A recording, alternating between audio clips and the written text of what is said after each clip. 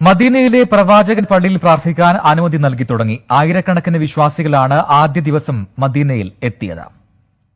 يا نبي سلام عليك يا رسول سلام عليك يا حبيب سلام عليك. പ്രവാചകന്റെ ജന്മം കൊണ്ട് അനുഗ്രഹീതമായ റബീഉൽ അവൽ മാസം 1 തന്നെയാണ് പ്രവാചകന്റെ ഖബർ സന്ദർശനവും ഖബറിടത്തോട് ചേർന്നുള്ള റൗള ഷരീഫിലെ പ്രാർത്ഥനയും വിശ്വാസികൾ പുനരാരംഭിച്ചത്.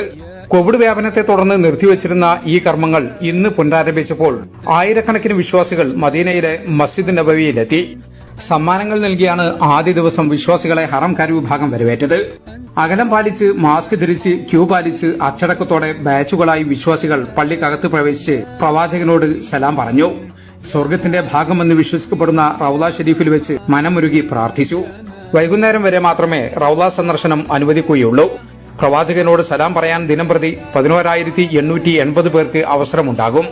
റൗളയിൽ പ്രാർത്ഥിക്കാൻ ദിവസം 1,650 പുരുഷന്മാർക്കും 900 സ്ത്രീകൾക്കും അവസരമുണ്ടാകും.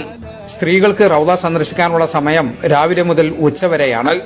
ശരീരോഷ്മാവ് പരിശോധിച്ചാണ് വിശ്വാസികളെ അകത്തേക്ക് പ്രവേശിപ്പിക്കുന്നത്. കോവിഡ് ലക്ഷണമുള്ളവരും മറ്റു ഗുരുതരമായ രോഗങ്ങളുള്ളവരും പള്ളിയിൽ പ്രവേശിക്കരുതെന്ന് നിർദ്ദേശമുണ്ട്. ഉംറയ്ക്ക് രജിസ്റ്റർ ചെയ്യുന്ന അതേ മൊബൈൽ ആപ്പ് വഴി രജിസ്റ്റർ ചെയ്താണ് മദീനയിലെ പള്ളി സന്ദർശിക്കാനുള്ള അനുമതി വാങ്ങുന്നത്. Jaleel Kannamangalam, 24 Jeddah. Abeer Gulf Focus സമർപ്പിക്കുന്നത് Abeer medical group, health care you can trust. Powered by Lulu, where the world comes to shop safely. സ്നേഹം പോലെ ഒരു ആതുരാലയം, Jeddah National Hospital, Jeddah Airlink cargo.